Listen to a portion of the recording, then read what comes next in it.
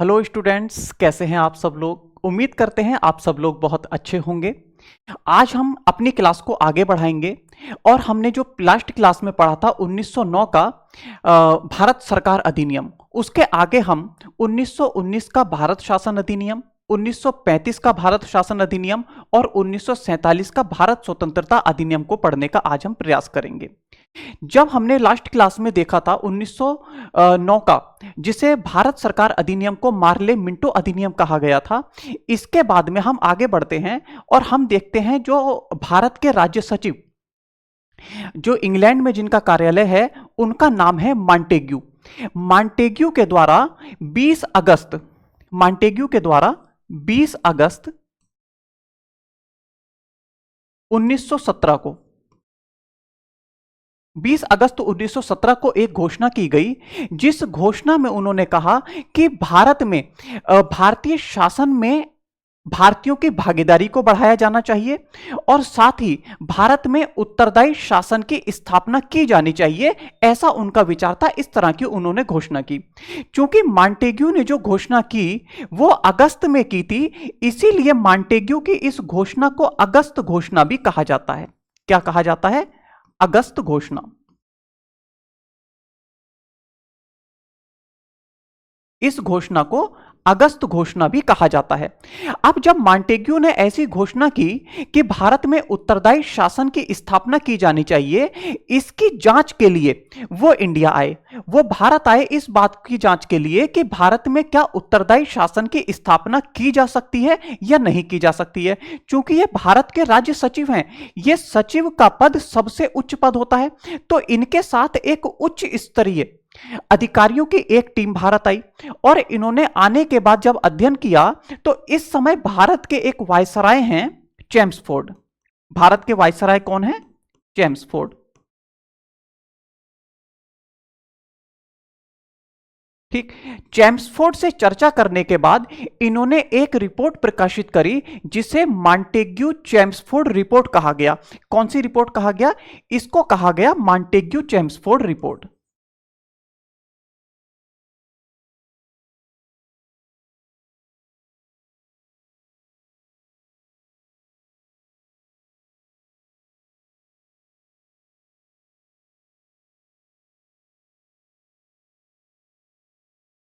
इसे Montagu Chelmsford report कहा गया और इसी रिपोर्ट के आधार पर 1919 का भारत शासन अधिनियम पारित कर दिया गया। अब चूंकि मॉन्टेग्यू चेम्सफोर्ड की रिपोर्ट के आधार पर 1919 का भारत शासन अधिनियम पारित किया गया था, इसीलिए 1919 के भारत शासन अधिनियम को मॉन्टेग्यू चेम्सफोर्ड अधिनियम भी कहा जाता है। क्या कहा जाता है इस अधिनियम को? मॉन्टेग्यू चेम्सफोर्ड अधिनियम।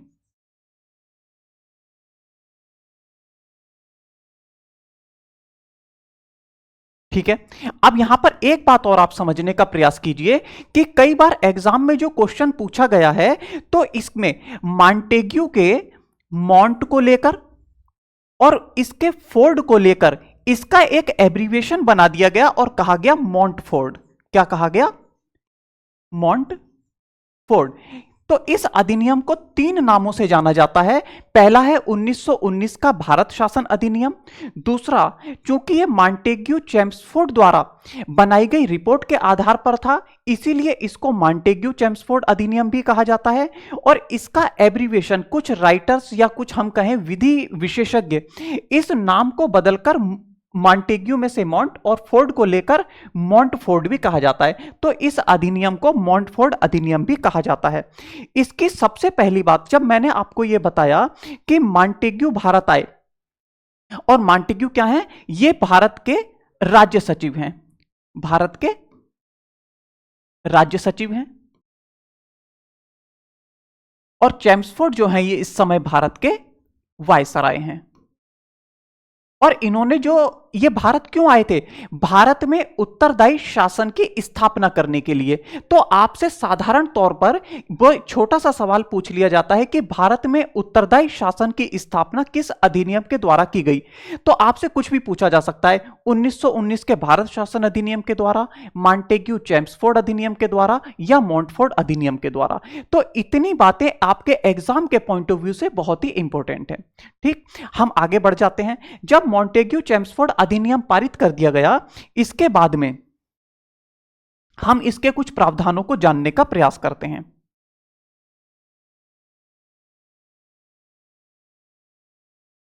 इस अधिनियम की सबसे पहली प्रमुख विशेषता थी कि केंद्रीय विधान परिषद, केंद्रीय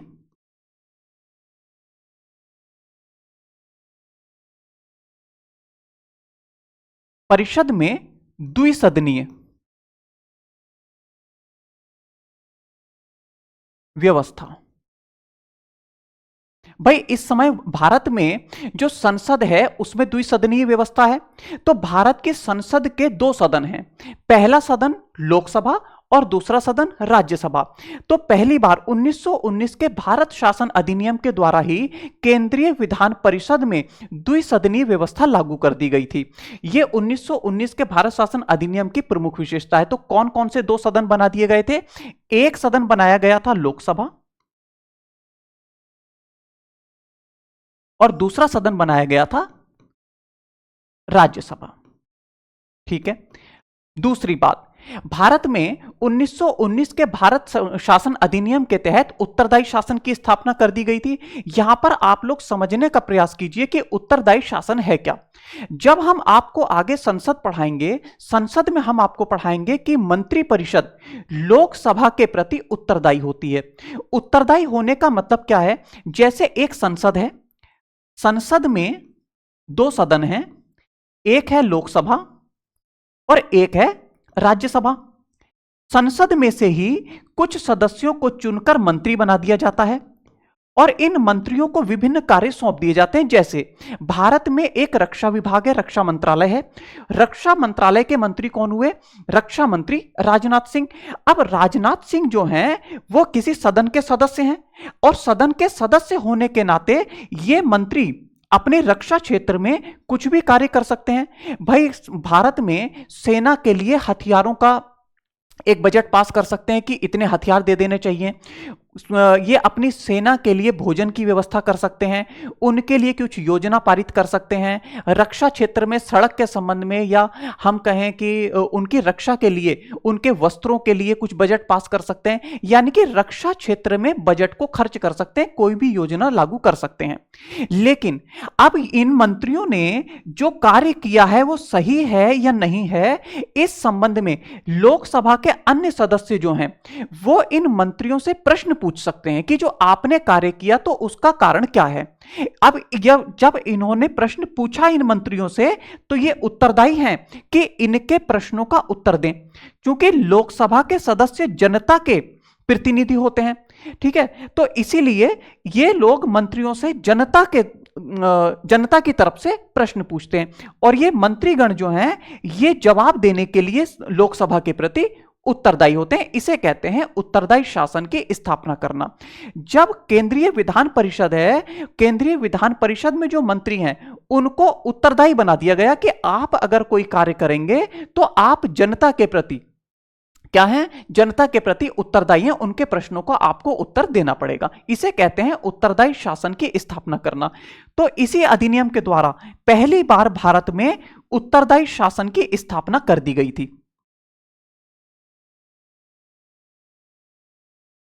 उत्तरदायी शासन की स्थापना कर दी गई थी। दूसरी बात, मैंने आपको पहले बताया था कि भारत में पहली बार 1861 के अधिनियम के द्वारा केंद्रीय विधान परिषद में 3 सदस्यों को शामिल किया गया था। क्या क्या कहा गया था? बनारस के राजा, पटियाला के महाराजा और सर दिनकर राव को शामिल किया गया था केंद्रीय विधान परिषद में। और इनका चुनाव कैसे किया गया था?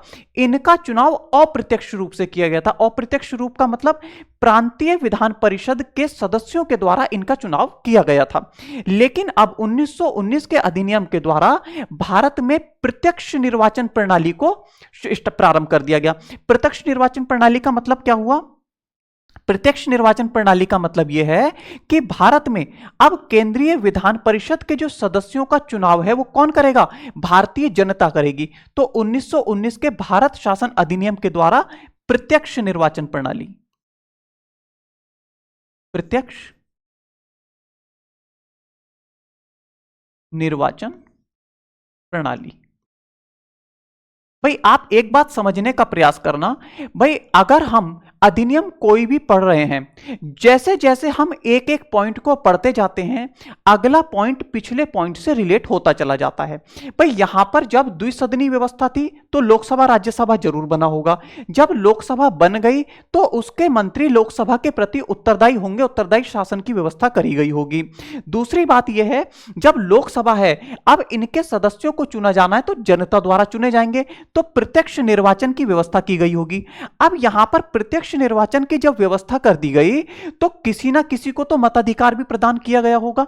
तो मताधिकार किस किस को प्रदान कर दिया गया? यहां पर मताधिकार प्रदान किया गया, पहला संपत्ति कर और शिक्षा के आधार पर। शिक्षा के आधार पर भारतीयों को मताधिकार प्रदान कर दिया गया। आप समझेंगे कैसे? भाई उस समय पर यह निर्धारित किया गया कि किसी व्यक्ति के पास अगर इतनी संपत्ति है तो उसको मत देने का अधिकार होगा। अगर कोई भारतीय अगर वो टैक्स पेयर है, अगर वो सरकार को कर देता है तो उसको मताधिकार होगा। अगर कोई व्यक्ति शिक्षित है, अब भाई कितना शिक्षित है, कितना कर देता है, कितनी संपत्ति देता है, इस सबका भी एक रिकॉर्ड है। लेकिन अगर मैं ये सारी बातें आपको बताने लगूं कि इतनी संपत्ति वाला वहां पर मत देने का अधिकार था या इतनी शिक्षा वाले को मत देने का अधिकार था, तो ये जो बातें होंगी ये लगभग सिविल सर्विसेज की दृष्टि से भी बहुत एडवांस्ड लेवल की हो जाएंगी। लेकिन हम जो जीएस आपको पढ़ाने का प्रयास कर रहे हैं वो लगभग एसएससी, रेलवे, पुलिस और जितने भी टीईटी, यूपी ट्रिपल एससी और पीसीएस तक के एग्जाम जो हैं, इन एग्जाम की दृष्टि से आपको जीएस पढ़ाने का प्रयास कर रहे हैं। लेकिन अगर हम अपनी जीएस को बिल्कुल आगे उच्च स्तर तक ले जाएं, उसका कोई मतलब नहीं है जहां से सवाल नहीं पूछे जा सकते। हां, आगे जब कभी भी मैं आपको सिविल सर्विसेज लेवल से जब आपको जीएस हम पढ़ाएंगे तब मैं आपको इन सबको भी एक्सप्लेन करने का प्रयास करूंगा कि उस समय कितनी संपत्ति वाले को मत देने का अधिकार दिया गया था। तो अभी तक हम क्या देखेंगे कि उस समय मताधिकार संपत्ति, कर और शिक्षा के आधार पर निर्धारित होता था कि ये व्यक्ति मत देने का अधिकार है। ठीक है, इतनी बात को आप समझ पाए होंगे। देखो हर पॉइंट एक दूसरे से रिलेट होता चला जा रहा है। अब हम नेक्स्ट पॉइंट पढ़ने का प्रयास करते हैं। केंद्र में और प्रांतों में देखिए ये पॉइंट भी बहुत इंपॉर्टेंट है। अभी तक जितने भी पॉइंट मैंने पढ़ाए हैं वो एग्जाम की दृष्टि से मोस्ट इंपॉर्टेंट है। कोई भी पॉइंट आपसे बाहर नहीं जाना चाहिए, सबको आपको पढ़ लेना है। दूसरा पॉइंट आता है केंद्र और प्रांतों में विषयों का बंटवारा कर दिया गया। विषयों का क्या कर दिया गया? बंटवारा कर दिया गया। मतलब केंद्र के विषय अलग कर दिए गए, प्रांतों के विषय अलग कर दिए गए और दोनों को ही अपने अपने विषयों पर कानून बनाने की अनुमति दे दी गई। ठीक है, और दूसरी बात यहां पर एक बात और है, प्रांतों में द्वैध शासन लागू कर दिया गया। कैसा शासन लागू किया गया? द्वैध शासन। भाई द्वैध शासन का मतलब आप समझने का प्रयास कीजिए। द्वैध शासन का मतलब है भाई केंद्रों में और प्रांतों में विषयों को अलग कर दिया गया। अब यहां पर प्रांतों के विषयों को भी दो भागों में विभाजित कर दिया गया। एक विषय थे हस्तांतरित विषय। कौन से विषय थे? हस्तांतरित विषय। और एक विषय थे आरक्षित विषय। एक विषय थे आरक्षित विषय। अच्छा, हस्तांतरित विषय क्या थे? हस्तांतरित विषय वे विषय थे जिन पर गवर्नर, भाई प्रांत की बात चल रही है तो प्रांत के गवर्नर मंत्रियों के माध्यम से, मंत्री कौन? केंद्रीय जो प्रांतीय विधान परिषद है उनके जो मंत्री हैं, उन मंत्रियों के माध्यम से इन हस्तांतरित विषयों पर वो शासन करता था। किसके माध्यम से? मंत्रियों के माध्यम से। ठीक है। और आरक्षित विषय जो थे, गवर्नर की जो कार्यकारी परिषद थी, गवर्नर अपनी कार्यकारी परिषद के माध्यम से आरक्षित विषयों पर नियंत्रण रखता था। किसके माध्यम से? कार्यकारी परिषद के माध्यम से। ठीक है, यहां पर ये दो बातें इंपॉर्टेंट थी। केंद्रीय और प्रांतीय विषयों को अलग कर दिया गया और प्रांतों में द्वैध शासन को लागू कर दिया गया। हस्तांतरित और आरक्षित विषय थे और मंत्रियों के माध्यम से और आरक्षित विषयों पर कार्यकारी परिषद के माध्यम से वो नियंत्रण रखता था। ठीक है, आगे बढ़ जाएं हम तीसरे पॉइंट पर। इसी अधिनियम के द्वारा मैंने आपको बताया था 1909 में पृथक निर्वाचन प्रणाली की शुरुआत की गई थी। और जिसको पृथक निर्वाचन प्रणाली,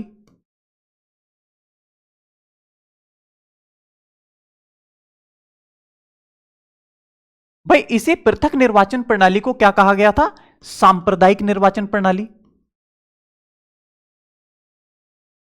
सांप्रदायिक निर्वाचन प्रणाली कहा गया था इसी को। अब ये जो सांप्रदायिक निर्वाचन प्रणाली थी वहां पर केवल मुस्लिम वर्ग के लिए थी। वहां पर किसके लिए थी? मुस्लिम वर्ग के लिए। कौन से अधिनियम के तहत? 1919 के भारत परिषद अधिनियम के तहत, राइट? अब सॉरी, 1909 के भारत परिषद अधिनियम के तहत। अब 1919 के भारत शासन अधिनियम के तहत इसी पृथक सांप्रदायिक निर्वाचन प्रणाली का विस्तार कर दिया गया। अब ये किस किस के लिए अवेलेबल हो गई, जरा समझेंगे। अब यहां पर ये सिख, भारतीय ईसाई,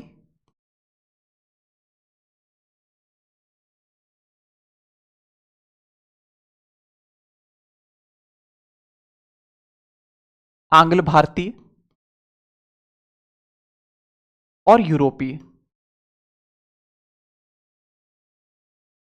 ठीक है, इतनी बात आप समझे होंगे।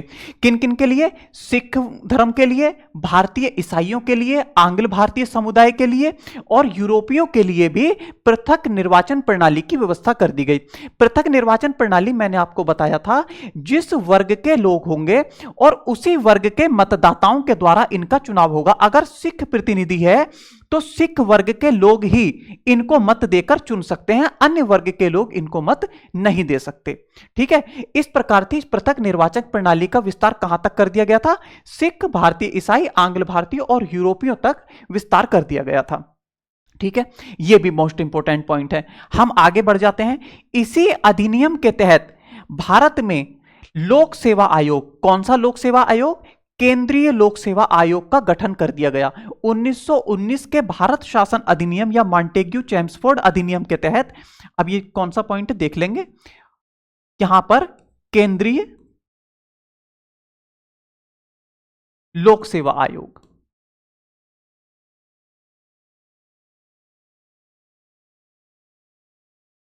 यहीं पर कहा जाएगा, कई बार एग्जाम में पूछ लिया गया है, संघ लोक सेवा आयोग, तो इसके जगह पर संघ भी अगर आ जाए तो आप समझ लेंगे संघ लोक सेवा आयोग का गठन किस अधिनियम के तहत किया गया था?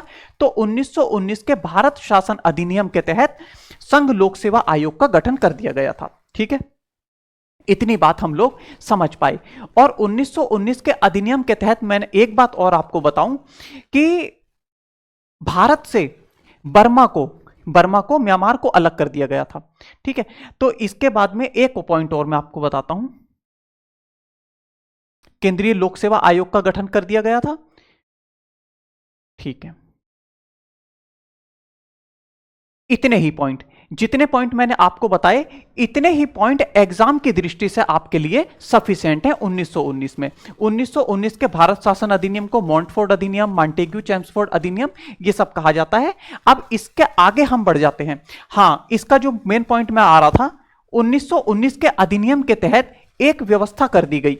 इसमें कहा गया कि आज से 10 वर्षों के बाद एक ऐसे वैधानिक आयोग का गठन किया जाएगा। कब? 10 वर्षों के बाद। 10 वर्षों के बाद एक ऐसे वैधानिक आयोग का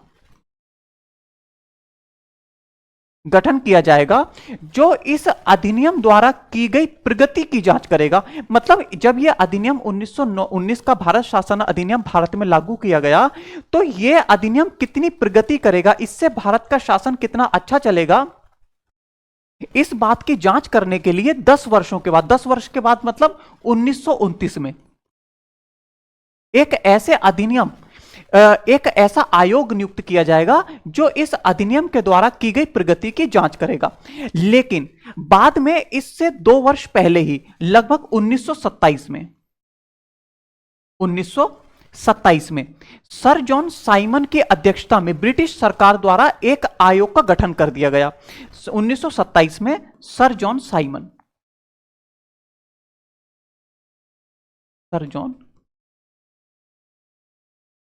साइमन, ठीक है, सर जॉन साइमन की अध्यक्षता में एक वैधानिक आयोग का गठन कर दिया गया।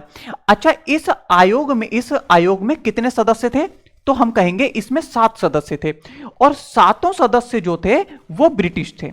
सातों सदस्य कौन से थे? ब्रिटिश, या हम कहें यूरोपीय थे। सारे ही सदस्य ब्रिटिश थे। अब यूरोपीय थे, ब्रिटिश थे, तो वो सब गोरे थे, और इसीलिए इस आयोग को श्वेत आयोग भी कहा गया।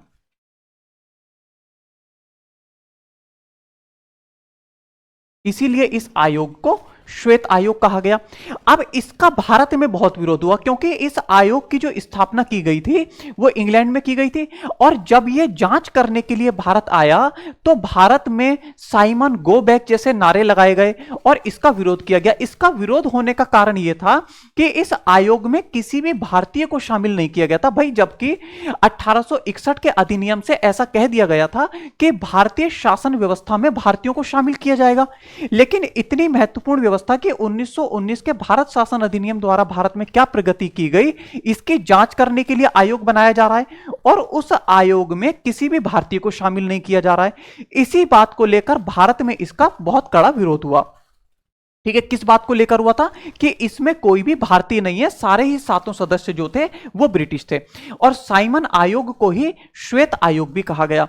अब उसके बाद इसने एक रिपोर्ट प्रकाशित की श्वेत पत्र के नाम से। किस पत्र के नाम से? श्वेत पत्र नाम से इसने अपनी एक रिपोर्ट प्रकाशित की, श्वेत पत्र। ठीक है, कब प्रकाशित की? 1930 में। 1930 में इस साइमन आयोग ने एक अपनी रिपोर्ट प्रकाशित की, और उस रिपोर्ट पर चर्चा करने के लिए 3 गोलमेज सम्मेलन बुलाए गए। 3 गोलमेज सम्मेलन बुलाए गए, जिसमें ब्रिटिश सरकार, ब्रिटिश भारत और रियासत, भारत में जो रियासतें थी, रियासतों के प्रतिनिधियों को शामिल किया गया। ठीक है, ब्रिटिश सरकार के प्रतिनिधि, ब्रिटिश भारत के प्रतिनिधि और रियासतों के प्रतिनिधियों को बुलाकर 3 गोलमेज सम्मेलन बुलाए गए। अब जो 3 गोलमेज सम्मेलन बुलाए गए, इनकी भी पूरी डिटेल है, लेकिन उसको हम किस में पढ़ते हैं?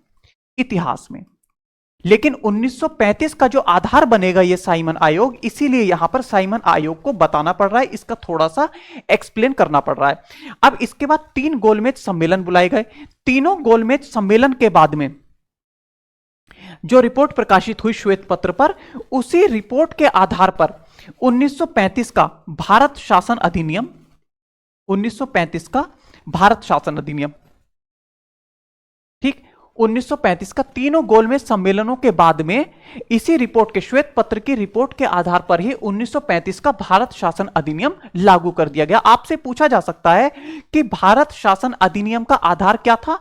तो वो साइमन कमीशन की रिपोर्ट थी। साइमन कमीशन की रिपोर्ट पर तीनों गोलमेज सम्मेलन बुलाए गए, और श्वेत पत्र की रिपोर्ट के आधार पर ही 1935 का भारत शासन अधिनियम लागू कर दिया गया। अब इसकी महत्वपूर्ण जितनी बातें हैं आप देखना, जितनी बातें मैंने 1919 के भारत शासन अधिनियम में आपको पढ़ाई, उन्हीं बातों में आगे विस्तार और उन्हीं में परिवर्तन के द्वारा इसके सभी प्रावधान बनेंगे। पहली बात क्या आती है? अखिल भारतीय संघ। अखिल भारतीय संघ।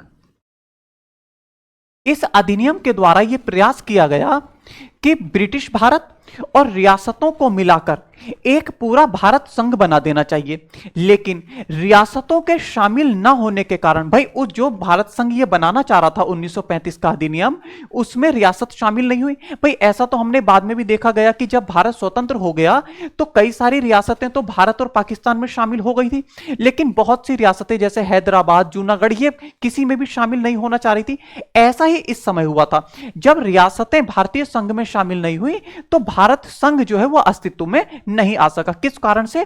रियासतों के मना करने के कारण भारत संघ नहीं बन सका। ठीक है, यह पहला पॉइंट आया कि अखिल भारतीय संघ की स्थापना का प्रयास तो किया गया, लेकिन वह अखिल भारतीय संघ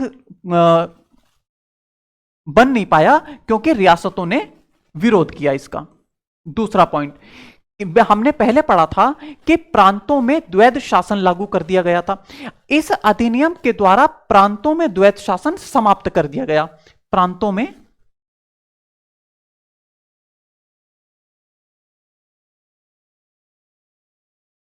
द्वैध शासन की समाप्त।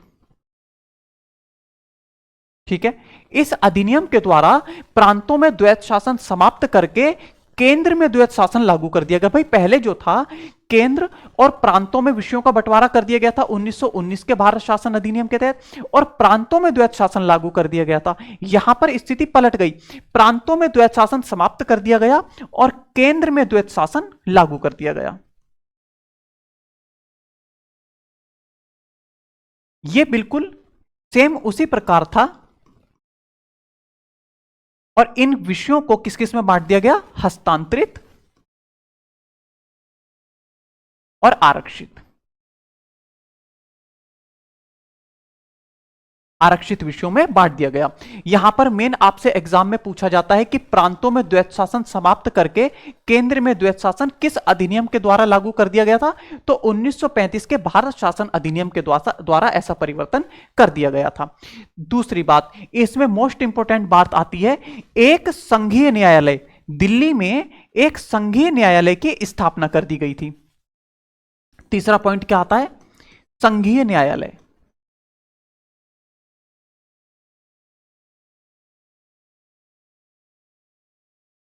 आपसे पूछा जाएगा कि संघीय न्यायालय की स्थापना किस अधिनियम के द्वारा की गई?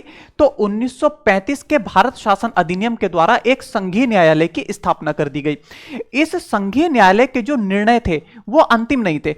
अंतिम निर्णय होने का मतलब यह होता है कि जब किसी न्यायालय के निर्णय के विरुद्ध अपील ही ना की जा सके, ठीक, उसे कहते हैं अंतिम न्यायालय। ठीक, लेकिन यह अंतिम न्यायालय नहीं था, क्योंकि संघीय न्यायालय के निर्णयों के विरुद्ध प्रीवी काउंसिल इंग्लैंड में, किसमें? प्रीवी काउंसिल।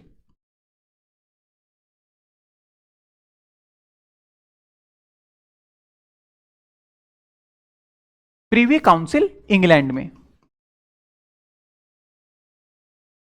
अपील की जा सकती थी। ठीक है, तो इसमें एक संघीय न्यायालय की नियुक्ति की गई, जिसमें एक मुख्य न्यायाधीश और दो अन्य न्यायाधीश थे।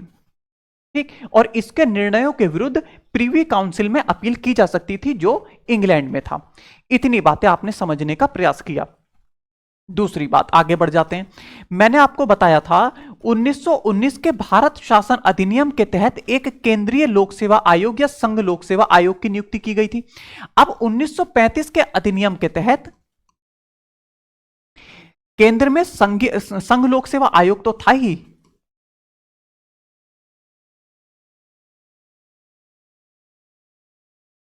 ठीक है, संघ लोक सेवा आयोग तो था ही, और इसके साथ साथ प्रांतों में भी प्रांतीय लोक सेवा आयोग की नियुक्ति कर दी गई।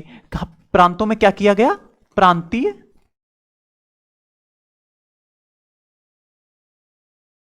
लोक सेवा आयोग की नियुक्ति कर दी गई। और साथ ही यहां पर यह व्यवस्था की गई कि अगर दो या दो से अधिक प्रांत चाहें तो आपस में एक संयुक्त लोक सेवा आयोग की नियुक्ति भी की जा सकती है। मतलब हर प्रांत का अपना अपना लोक सेवा आयोग तो हो ही सकता है, लेकिन अगर दो प्रांत ये चाहें कि हमारे लिए एक ही लोक सेवा आयोग हो तो उसके लिए संयुक्त लोक सेवा आयोग की भी नियुक्ति की जा सकती थी। किसकी? संयुक्त लोक सेवा आयोग। और जो व्यवस्था आज भी भारत में है भाई, इसी आधार पे तो कहा जाता है कि 1935 की सबसे अधिक लगभग 250 धाराओं को, कितनी धाराओं को? 250 धाराओं को भारतीय संविधान में शामिल किया गया था। क्योंकि देखिए, जो संघ लोक सेवा आयोग, प्रांतीय लोक सेवा आयोग, संयुक्त लोक सेवा आयोग की व्यवस्था मैंने आपको बताई, यह व्यवस्था आज भी लागू है। आज भी भारत में संघ लोक सेवा आयोग है। प्रांतों के, जैसे भारत में यूपीपीएससी है, उत्तर प्रदेश लोक सेवा आयोग है, दो राज्यों के अपने संयुक्त लोक सेवा आयोग भी हैं। तो यह व्यवस्था यहीं से ली गई है। 1935 की लगभग 250 धाराओं को वर्तमान के भारतीय संविधान में शामिल किया गया था। यह प्रश्न कई बार एग्जाम में पूछा जाता है। आगे बढ़ जाते हैं हम। संघीय न्यायालय की हमने स्थापना करी, लोक सेवा आयोग की स्थापना करी, संयुक्त लोक सेवा आयोग की स्थापना करी, और यहीं पर इसी अधिनियम के द्वारा मुद्रा और साख पर नियंत्रण स्थापित करने के लिए, मुद्रा और साख पर नियंत्रण स्थापित करने के लिए एक रिजर्व बैंक, किसकी? एक रिजर्व बैंक की, RBI, reserve bank of India की स्थापना भी की गई थी। ठीक है, इतनी बात आप लोग समझ पाए होंगे। आरबीआई की स्थापना भी किस अधिनियम के द्वारा की गई? 1935 के अधिनियम के द्वारा आरबीआई रिजर्व बैंक की स्थापना की गई थी। ठीक है, इससे आगे हम बढ़ जाएं। इससे आगे अगर हम बढ़ें तो आपको याद होगा, जब मैंने 1858 का भारत सरकार अधिनियम आपको पढ़ाया था, हाँ, भारत सरकार अधिनियम जब मैंने आपको पढ़ाया था, उसमें मैंने आपको बताया था कि एक भारत के भारत राज्य सचिव, भारत राज्य सचिव नामक एक पद का सृजन किया गया था, और इसके लिए 15 सदस्यीय भारत परिषद की नियुक्ति की गई थी। ठीक है, एक भारत परिषद की नियुक्ति की गई थी। अब इस 1935 के भारत शासन अधिनियम के द्वारा यह 15 सदस्यीय जो भारत परिषद थी, इसको समाप्त कर दिया गया था। इसको क्या किया गया? समाप्त कर दिया गया था 1935 के अधिनियम के द्वारा। अब 1935 के अधिनियम में प्रावधानों में तो इतने ही प्रावधान थे, लेकिन इसकी कुछ मोस्ट इंपोर्टेंट बातें हैं जिसको जो एग्जाम में पूछी जाती हैं, उन बातों को मैं आपको बताने का प्रयास करता हूं। कुछ मुख्य बिंदु, जितने भी अधिनियम 1773 के रेगुलेटिंग एक्ट से लेकर 1947 तक का भारत स्वतंत्रता अधिनियम तक जितने भी अधिनियम बने, इन अधिनियमों में सबसे बड़ा अधिनियम जो था वो 1935 का भारत शासन अधिनियम था।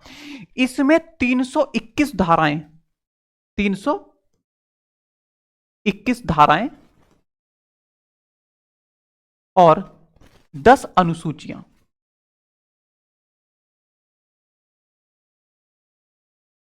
ठीक है, तो आपसे पूछ लिया जाए कि ऐतिहासिक परिदृश्य में बनाए गए जितने भी अधिनियम थे, उनमें सबसे बड़ा अधिनियम कौन सा था, तो आप कहेंगे 1935 का भारत शासन अधिनियम। और इसी अधिनियम की लगभग 250 धाराओं को भारतीय संविधान में शामिल किया गया। सबसे अधिक प्रभाव अगर भारतीय संविधान पर किसी अधिनियम का रहा तो वो था 1935 का भारत शासन अधिनियम। ठीक है, इतनी बातें 1935 के भारत शासन अधिनियम में आपको जाननी है। इसके अतिरिक्त अगर जो भी बातें होंगी, मैं आपको जो पीडीएफ प्रोवाइड करवाऊंगा ये चैप्टर पूरा होने के बाद, इसके बाद हम कुछ क्वेश्चंस, मतलब कल को हम कुछ क्वेश्चंस नेक्स्ट क्लास में करेंगे, और उन क्वेश्चंस करने के बाद हमारे टेलीग्राम चैनल और नीलमणि व्हाट्सएप चैनल एक ही नाम से है, नीलमणि के नाम से, नीलमणि एजुकेशन के नाम से, वहां पर आपको इसकी पीडीएफ पूरे चैप्टर की मिल जाएगी क्वेश्चन सहित। हम नेक्स्ट क्लास में कुछ क्वेश्चंस को करने का प्रयास करेंगे, जिससे ताकि आपको यह पता लग सके कि जो हमने पढ़ाया उससे किस प्रकार से क्वेश्चंस पूछे जाएंगे, और ये हमारे एग्जाम के पॉइंट ऑफ व्यू से क्लासेस कितनी इंपॉर्टेंट रहेंगी। ठीक है, आगे बढ़ जाएं। आगे बढ़ते हुए हम देखेंगे इसके बाद भारत में एक वायसराय हुए माउंटबेटन। भारत में कौन वायसराय हुए? उनका नाम था माउंटबेटन। माउंटबेटन ने एक योजना प्रस्तुत की जिसे 3 जून योजना के नाम से जाना जाता है। क्या कहा जाता है? 3 जून की योजना। इसे कहा जाता है 3 जून योजना। माउंटबेटन ने एक योजना प्रस्तुत की। इस योजना में प्रयास किया गया, ये योजना इसलिए लाई गई थी ताकि सत्ता हस्तांतरण भारतीयों को कर दिया जाए। अब हम बढ़ रहे हैं भारत के स्वतंत्रता अधिनियम की तरफ, और यही हमारे इनका सबसे अंतिम और लास्ट अधिनियम होगा। माउंटबेटन ने एक योजना प्रस्तुत की जिसमें सत्ता हस्तांतरण करने की बात कही गई थी। अब इसी आधार पर 1947 का भारत स्वतंत्रता अधिनियम पारित किया गया। भारतीय स्वतंत्रता अधिनियम में पहली बात थी कि 15 अगस्त 1947 को, पहला पॉइंट क्या था? 15 अगस्त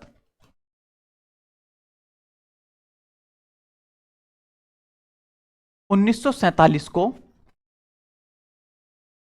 सत्ता भारत को स्वतंत्र कर दिया गया। क्या कर दिया गया? भारत को स्वतंत्र और संप्रभु राष्ट्र घोषित कर दिया गया। लो जी, भारत आज स्वतंत्र हो गया। और इस अधिनियम का आधार क्या बनी? माउंटबेटन की योजना 1947 के भारत स्वतंत्रता अधिनियम का आधार बन गई। 15 अगस्त 1947 को जब स्वतंत्र और संप्रभु राष्ट्र भारत को घोषित कर दिया गया और भारत को 2 देशों में, कौन से? 2 डोमिनियन राज्यों में विभक्त कर दिया गया। कौन से राज्य? अधिराज्य।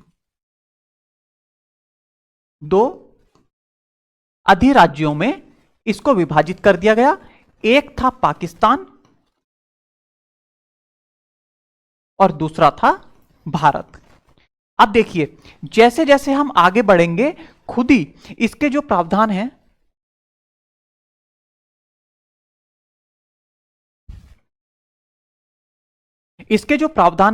हम देखते चले जाएंगे। जब पाकिस्तान और भारत 2 अधिराज्य बन गए, इसके बाद क्या हुआ कि वायसराय का जो पद था, इसको समाप्त कर दिया गया। वायसराय का पद समाप्त कर दिया गया और कहा गया कि अब पाकिस्तान और भारत के लिए अलग अलग गवर्नर होंगे। अब इसके जो माउंटबेटन पहले वायसराय थे, भारत के वायसराय तो माउंटबेटन ही रहे। भारत के वायसराय कौन रहे? माउंटबेटन।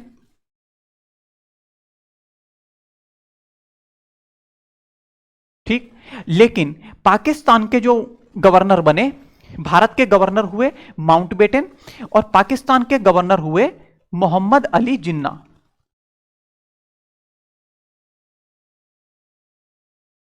मोहम्मद अली जिन्ना। ठीक है, तो आपसे पूछा जाएगा स्वतंत्र भारत के प्रथम गवर्नर कौन थे, तो आप कहेंगे माउंटबेटन।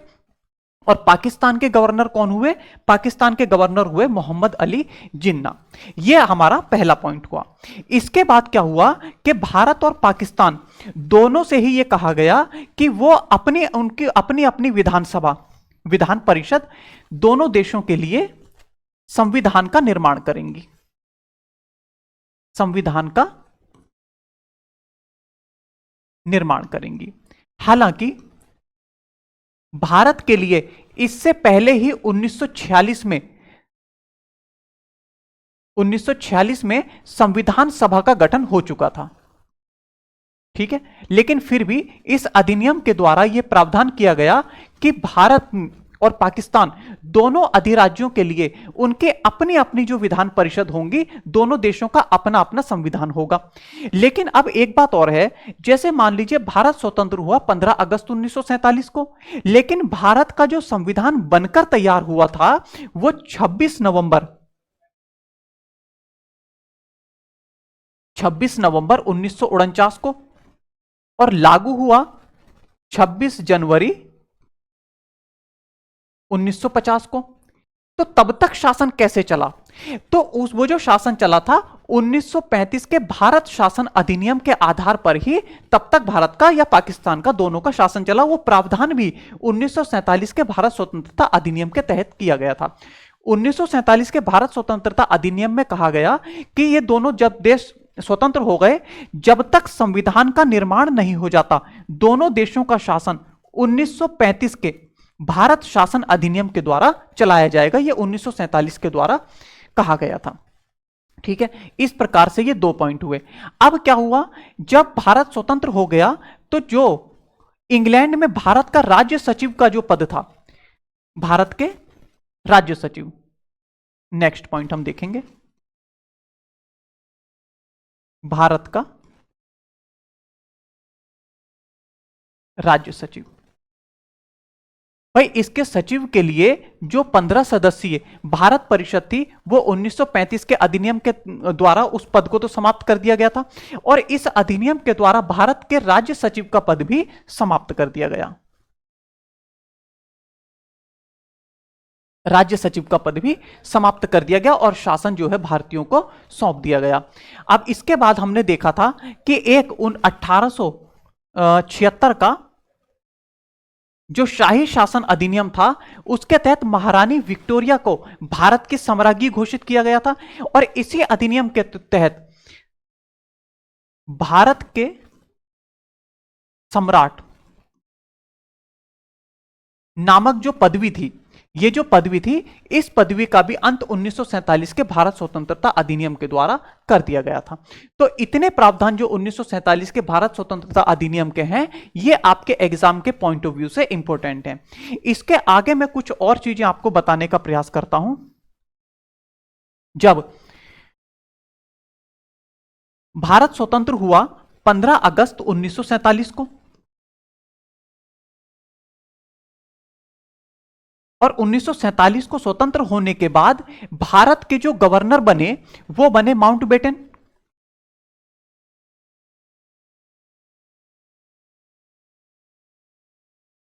माउंटबेटन बने।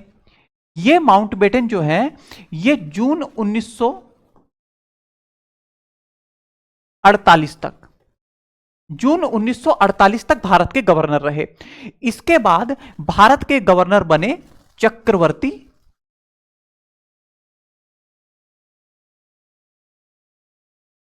राजगोपालाचारी। ठीक है, भारत के प्रथम गवर्नर कौन हुए, तो लॉर्ड माउंटबेटन हुए, और भारत के प्रथम भारतीय गवर्नर कौन हुए, तो वो हुए चक्रवर्ती राजगोपालाचारी। जब ये चक्रवर्ती राजगोपालाचारी जून 1948 में भारत के गवर्नर बने, उसके बाद में 26 जनवरी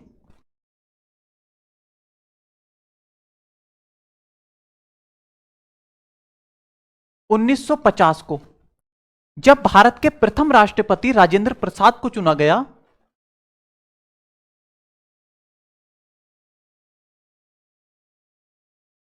तब तक, ठीक है, 26 जनवरी 1950 को राजेंद्र प्रसाद को भारत का प्रथम राष्ट्रपति घोषित कर दिया गया।